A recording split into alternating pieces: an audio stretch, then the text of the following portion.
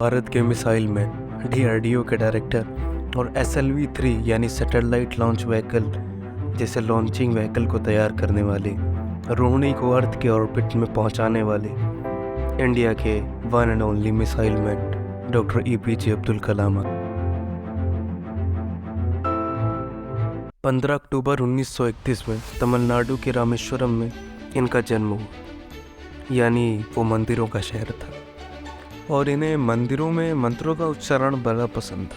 ये जब भी मंदिरों के सामने से निकलते तो रुक के थोड़ी देर मंत्रों को सुनते और ये अपनी ऑटोबायोग्राफी यानी विंग्स ऑफ फायर में बोले भी हैं कि मुझे पता नहीं क्या चीज़ उन्हें सुनने को एक्साइट करते थे। और वो जब अपने दोस्त रामाचारी के घर पहुंचते, जो कि रामेश्वरम के पुरोहित के बेटे थे, तो वो जब मंत्रोच्चारण करते तो उनके देख के हंस दिया करते और उन्हें सुनना बहुत अच्छा लगता। और उनके पिता जैनुद्दीन जी, जो कि पास की एक मस्जिद के मौलवी भी थे और नाव के मालिक थे, और उनकी माता श्री चिम्मा जी, जो कि एक हाउस वाइफ थी। उनके पिताश्री हिंदू यात्रियों को रामेश्वरम से धनुषकोडी ले जाते थे। ये हिंदुस्तान की सबसे खूबसूरत नज़ारा था भाईचारे का, और यही बात कलाम सर के अंदर भी थी।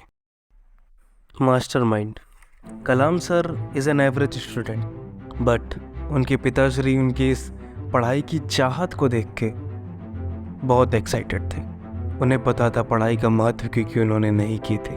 वो चाहते थे कि कलाम सर आगे पढ़ें। इसके लिए उन्हें रामनाथपुरम जाना पड़ा और अपने बड़े भाई के साथ उन्होंने एक स्कूल में एडमिशन लिया। और तभी एक घटना होती है जिससे उनका पूरा जीवन बदल जाता है। एक बार वो दौड़कर अपनी क्लास में जा रहे होते हैं और गलती से दूसरी क्लास में घुस जाते हैं। तभी जो उनके मैथ्स के टीचर होते हैं वो दूसरी कक्षा में पढ़ा रहे होते हैं और उन्हें देखते हैं। और वो जब दूसरी कक्षा में घुसते हैं तो गणित के अध्यापक को गुस्सा आ जाता है और वो उन्हें खूब मारते हैं और कहते हैं, एक क्लास नहीं ढूंढ पा रहे हो, तुम इस स्कूल में आते ही क्यों हो।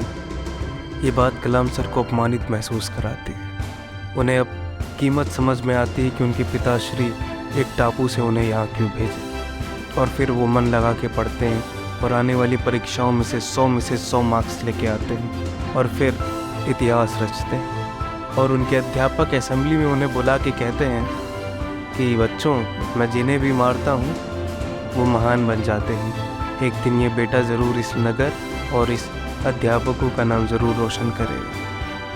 और फिर वो सर उनके आगे चल के आइडॉल बन गए जो उनको अपमानित किए थे। और यहाँ से उनका सपना शुरू हुआ आगे बढ़ने का। वो आसमान में पंछियों को उड़ता देख बहुत एक्साइटेड फील करते थे। उनका भी मन था कि एक दिन वो एरोस्पेस में जाए। फॉर्चुनेट आर्मी में उनका सिलेक्शन एनडीए में तो नहीं होता। ऋषिकेश में शाम को पहाड़ पे टहलते वक्त यहाँ से कूदूं कि ना कूदूं, सुसाइड करूं कि ना करूं सोचते हुए, क्योंकि अपनी बड़ी बहन का कंगन बेच के वो एनडीए का एग्ज़ाम देने गए थे। इंडियन एयरफोर्स में सेलेक्ट होना चाहते थे और आगे बढ़ना चाहते थे। तभी वहाँ पे स्वामी शिवानंद जी ने उन्हें देखा और वो उन्हें बुला के लेके अपने आश्रम में आए, खाना खिलाया, बैठाया और पूछा कि क्या बात हो गई थी, पहाड़ी पे क्यों टहल रहे थे। तो कलाम सर कहते हैं कि सर क्या बताऊं, अपनी बहन का कंगन बेचा, अगर इसमें सिलेक्शन हो जाता तो घर फख्र से जाता और सारे कर्ज उतार देता। शिवानंद स्वामी उनको एक दिन ठहरने के लिए कहते हैं और दूसरे दिन उनसे कहते हैं, उन्हें किराया देते हुए कि जाओ बेटा, ईश्वर ने तुम्हें इससे बड़े काम के लिए चुना। और वो सच निकलता है। कहानी को थोड़ा पीछे ले चलते हैं। स्कूल कंप्लीट करने के बाद वो MIT में एडमिशन के लिए पेपर देते हैं। MIT मतलब मद्रास इंस्टीट्यूट ऑफ टेक्नोलॉजी। उनको जेट मॉडल से इतना प्यार होता है कि वो रात भर बैठ के जेट मॉडल्स को ही देखते रहते हैं, उसकी बनावट को निहारते रहते हैं, उसमें लगे हुए पेज को देखते रहते हैं, अच्छा ये कैसे बना है, वो कैसे बना है। और फिर वो प्रोजेक्ट्स पे काम करने लगते हैं और प्रेशराइज्ड में वो बहुत अच्छी जेट के डिज़ाइन बनाते हैं। इसके बाद उनका मन होता है IAF में, उसमें वो सेलेक्ट नहीं हो पाते। Sir Homi Jehangir Bhabha the great और सर विक्रम साराभाई और सर सतीश धवन इंडिया को स्पेस में इस्टेब्लिश करना चाहते थे और कलाम सर लॉन्चिंग व्हीकल बनाने में मदद कर रहे थे। और वो पहले DRDS को ज्वाइन करते हैं, लेकिन उनका मन नहीं लगता है। उन्हें लगता है शायद ये काम उनके लिए नहीं। और फिर सर विक्रम साराभाई उनकी प्रतिभा को पहचानते हुए उन्हें इसरो ज्वाइन करवाते हैं और फिर 1969 में सैटेलाइट लॉन्च व्हीकल यानी SLV-3 का प्रोजेक्ट शुरू करते हैं और प्रोजेक्ट असफल रहता है, परंतु यह सफलता ही रहती है। और फिर 1970 आते आते वो फिर से एक बार परीक्षण करते हैं, फिर फेल होते हैं, लेकिन फिर 1980 में उसी सैटेलाइट लॉन्च व्हीकल से रोहिणी को कक्ष में स्थापित करके सफलता पाते हैं। और फिर 1970 और 1990 के बीच उन्होंने सक्सेसफुली PSLV का भी परीक्षण कर लिया होता और फिर अब देश को मजबूत बनाने के लिए चल रहे हैं मैन। और फिर 1970 में प्रोजेक्ट डेविल और प्रोजेक्ट वैलेंट में बैलिस्टिक मिसाइल्स में काम करने लगते हैं और यूनियन कैबिनेट के मना करने के बावजूद हमारी भूतपूर्व प्रधानमंत्री श्रीमती इंदिरा गांधी जी उन्हें सीक्रेट फंड्स प्रोवाइड करती हैं और इंडिया को as a nuclear power develop करने में मदद करती हैं।